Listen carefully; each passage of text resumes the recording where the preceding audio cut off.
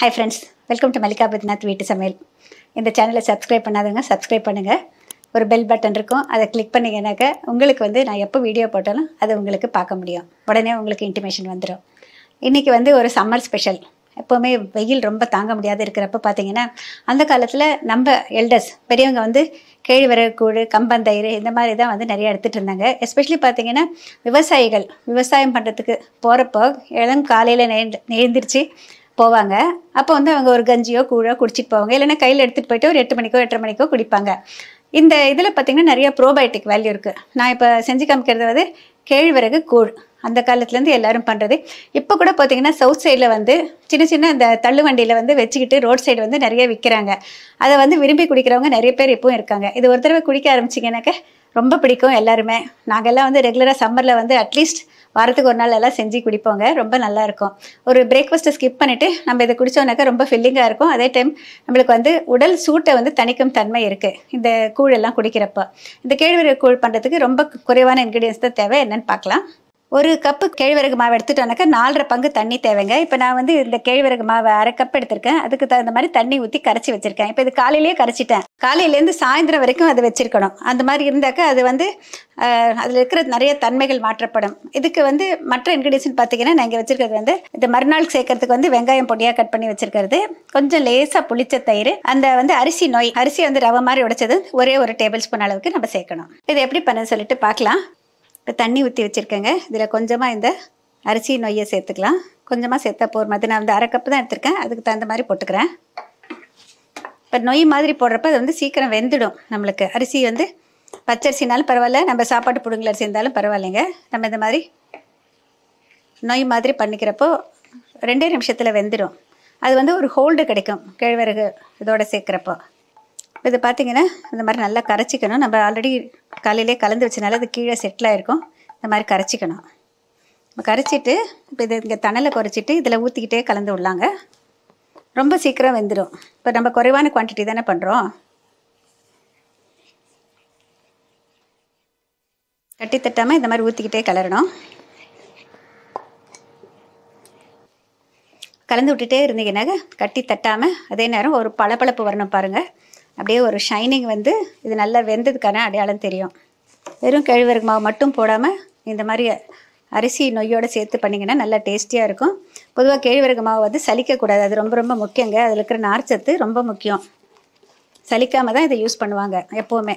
அதில் இருக்கிற நார்ச்சத்து பார்த்திங்கன்னா வந்து சால்யூபிள் ஃபைபர் தான் அதிகம் கேழ்வரகுல. இதில் வந்து கால்சியம் ரிச், அயன் ரிச்சு, ஈஸியாக ஜீரணமாகும், மலச்சிக்கல் ஏற்படுத்தாது, மலச்சிக்கல் இல்லாமல் இருக்கிறதுக்கு ரொம்ப ஹெல்ப்ஃபுல்லாக இருக்கும் இந்த மாதிரி கூழெல்லாம்.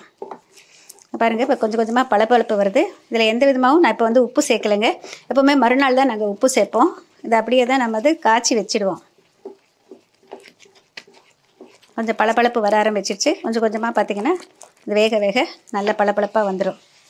நம்ம வந்து கூழ் மாதிரி குடிக்கலாம், இல்லை கஞ்சி மாதிரியும் குடிக்கலாம். கஞ்சி அப்படிங்கிறப்ப கொஞ்சம் டைல்யூட்டடாக இருக்கணும். இது பாருங்கள் நல்லா வெந்துருச்சு. ஒரு நல்ல வாசனை வருது. எப்போவுமே வந்து ஒரு நம்மளுடைய வாசனை வந்து it makes a lot of டிஃப்ரென்ஸுங்க. இப்போ ஒரு எந்த ஒரு குக்கிங்லேயும் பார்த்திங்கன்னா ஒரு பேக்கிங்கே பண்ணுறப்ப அட் த எண்டு நம்ம பேக்கிங் ஃபினிஷ் ஆகுது அப்படிங்கிறப்போ ஒரு நல்ல வாசனை வரும், நல்ல மனம் வரும். அதே மாதிரி தான் எந்த சமையல், ஒரு உப்புமா பண்ணாலும் சரி, ஒரு சாம்பார் ரசம் பண்ணாலும் சரி, இப்போ இந்த மாதிரி கேழ்வரகு பண்ணாலும் சரி, ஒரு நல்ல மனம் வருது பாருங்கள். அந்த ஷைனிங்கு, அந்த மனம், அது ரெண்டுமே ரொம்ப இம்பார்ட்டன்ட். இப்போ இது பாருங்கள் நல்ல ஷைனிங் வந்துருச்சு, நல்லா வெந்துருச்சு, திக்காயிடுச்சு. நான் சொல்லிக்கிறேன் வாட்டர் மெஷர்மெண்ட் ரொம்ப முக்கியம். 1:4.5, அதாவது எல்லாத்துக்குமே சேர்த்து.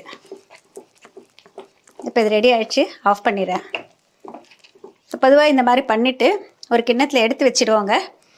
மறுநாள் தான் வந்து இதில் தேவையான அளவு பச்சையாக வெங்காயம் கட் பண்ணி போட்டு மோர் போட்டு கலந்துட்டு சாப்பிடுவோம். நம்ம கிண்ணத்தில் எடுத்துட்டும் சாப்பிட்லாம், இல்லைன்னா கொஞ்சம் மோரை வந்து டைல்யூட்டடாக போட்டிங்கனாக்கா அப்படியே வந்து கூழ் மாதிரி குடிக்கலாம். இப்போ கொஞ்சம் ஆறட்டும், நான் இப்போயே அது எப்படின்னு செஞ்சு காமிச்சிடுறேன். நமக்கு எவ்வளோ தேவையோ அவ்வளோ எடுத்துக்கலாம். இதோட கொஞ்சம் வெங்காயம், இப்போ நான் உப்பு சேர்க்கலைங்க, இந்த ஸ்டேஜில் உப்பு சேர்த்துக்கிறேன். இப்போ இந்த களிக்கு தகுந்த அளவுக்கு உப்பு போட்டுக்கலாங்க. இது வந்து லேசாக புளிச்ச மோர். இது நம்ம எந்த அளவு தேவையோ அந்த அளவு அதில் போட்டுக்கலாம்.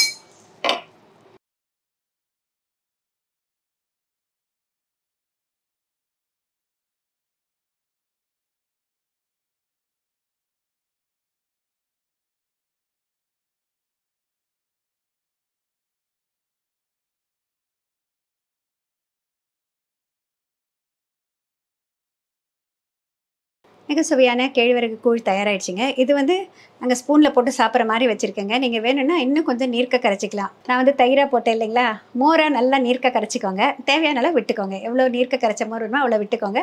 அப்போ வந்து நம்ம கூழ் மாதிரி வந்து அப்படியே ஒரு சின்ன பானையெல்லாம் இருந்ததுனாக்கா அதில் ஊற்றி அப்படியே குடிக்கலாம். அந்த காலத்துலலாம் அந்த மாதிரி தான் குடிப்பாங்க. இதனுடைய பெனிஃபிட்ஸ் அப்படின்னு சொல்லிட்டு பார்த்தீங்கன்னா, நம்பர் 1 வந்து கட் ஹெல்த்தி. நம்மளுக்கு வந்து சிறுகுடல் பெருங்குடலில் வந்து அந்த இருக்கிற நுண்ணுயிர்கள் வந்து பல்கி பெருகிறதுக்கு ரொம்ப ஹெல்ப்ஃபுல்லாக இருக்கும். இது வந்து நல்லதே செய்யும் நுண்ணுயிர்கள், நல்ல பாக்டீரியா அதிகமாகும். அதனால் வந்து கெட்ட பாக்டீரியா உள்ளே வர்றப்போ அது பல்கி பெருகாமல் இருக்கிறதுக்கு உதவி புரியும். அடுத்ததாக பார்த்திங்கன்னா கால்சியம் சத்து நிறைஞ்சது, இரும்பு சத்து நிறைஞ்சது. கால்சியம் சத்து அதிகமாக இருக்கிறப்ப நம்மளுக்கு ஆஸ்டியோபோரோசிஸ் அது மாதிரி எல்லாம் வராமல் இருக்கிறதுக்கு ரொம்ப ஹெல்ப்ஃபுல்லாக இருக்கும். ஒரு வயதுக்கு அப்புறம் மெனோபாஸுக்கு அப்புறம் பார்த்திங்கன்னா லேடிஸ்க்கு எல்லாருமே வந்து கால்சியம் அப்சார்ப்ஷன் ரொம்ப குறைஞ்சிரும். ஏன்னா அவங்களுடைய ஹார்மோன்ஸ் செக்ரீஷன் எல்லாம் மாறிடும். அதனால் வந்து கால்சியம் வந்து ஓரளவுக்கு நம்ம கூடுதலாக தேவை. இல்லைன்னா பார்த்திங்கன்னா கால் வலி, கை வலி, எலும்பு முறிவு அதெல்லாம் ரொம்ப அதிகமாகிடும். அதனால் கால்சியம் வந்து கூடுதலாக மெனோபாஸ்க்கு அப்புறம் நம்ம எடுத்துக்கணும். இரும்பு சத்து இதில் பார்த்திங்கன்னா இரும்பு சத்து வந்து இந்த கேழ்வரகில் வந்து கம்பை விட பாதி இருக்குங்க. கம்பு சாப்பிட்டோன்னாக்க மிக மிக அதிகம். இந்த கம்பு கேழ்வரகு ரெண்டும் நம்மளுக்கு வந்து அடிக்கடி மாற்றி எடுத்துக்கிட்டிங்கனாக்க இப்போ இருக்கிற நிறைய பேருக்கு வர்ற பிரச்சனைகள் பார்த்திங்கன்னா ஆஸ்டியோபோரோசிஸ், அனீமியா, இரத்த சோகை அதெல்லாமே வராமல் தடுக்கும். இதோட கட் ஹெல்த்தி அது மட்டும் இல்லைங்க, இதில் வந்து நிறைய விட்டமின்ஸ் அண்ட் மினரல்ஸ் இருக்குது. மலச்சிக்கலை நீக்கிற தன்மை இருக்குது. அதனால் வந்து நம்ம வந்து மலச்சிக்கல் இருக்கிறவங்க எஸ்பெஷலி வயதானவங்க எல்லாம் பார்த்திங்கன்னா மலச்சிக்கலால் அவதிப்படுவாங்க. இப்போ வந்து யங்ஸ்டர்ஸுக்கே அந்த மாதிரி பிரச்சனை வருதுன்னு சொல்கிறாங்க. இது யார் குடிப்பாங்கன்னு சொல்லிட்டு கொஞ்சம் யங்ஸ்டர்ஸ் எல்லாம் கேட்குறது பழக்கம் உண்டு. ஆனால் ஒரு தடவை குடிச்சு பார்த்தா தெரியும், நம்மளுக்கு ரொம்ப பிடிக்கும். இப்போ நாங்கள்லாம் வந்து அந்த காலத்துலேருந்து சாப்பிட்றதுனாலேன்னு தெரியல, ஆனால் எங்களுக்கெல்லாம் ரொம்ப பிடிக்கும். இது பார்த்திங்கன்னா நமக்கு உடல் சூட்டை தணிக்கும் தன்மை இருந்தது. வெயிலுக்கு பார்த்திங்கன்னா நம்ம வந்து காஃபி குடித்தானாக்கா ரொம்ப ஒரு ஹாட்டாக ஃபீல் பண்ணுவோம், டீ குடித்தா ஹாட்டாக ஃபீல் பண்ணுவோம். அதே இது குடித்து பாருங்கள், நம்மளுக்கு வந்து ரொம்ப வந்து உடலுக்கு வந்து ஒரு குளிர்ச்சியை கொடுக்கும் தன்மை இருக்குது. அதனால் இதை ட்ரை பண்ணி பாருங்கள். எல்லாருமே வந்து இது வந்து ரெகுலராக சாப்பிடணும்.